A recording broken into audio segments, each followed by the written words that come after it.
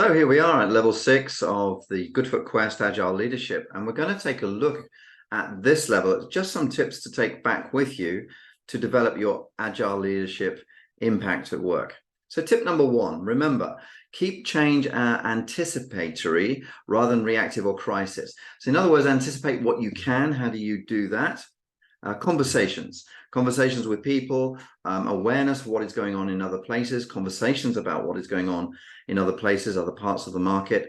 So anticipate change as much as you can and invoke change ahead of time as much as you can. Get the team involved in discussing what are the likely changes happening to us in the next 2 months, 2 years, and out of those discussions, what can we get ahead of? What can we do to stay ahead of the game? Number 2, recognize that your people's natural view is probably more negative than positive. This is what people do. They look at the future and build in more negative pictures of the future than positive ones. If you know that, and you know that's actually just a perception issue that as people we generally have, then you can negate that. You can change that. And you can say, look, the future is what we make it.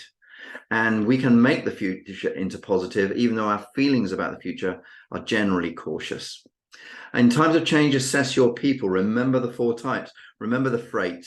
Remember the passengers. Remember the pirates. And remember, of course, the crew, which is where we want everybody. The Agile leader, number 4, spends much more time communicating than the regular leader. So if you want to be an Agile leader, the first thing to think of is communication. Discussion with people, discussion with stakeholders, with your team, discussion ahead of the change and discussion through the change to support them. And that will enable you to develop your Agile leadership responses and skills.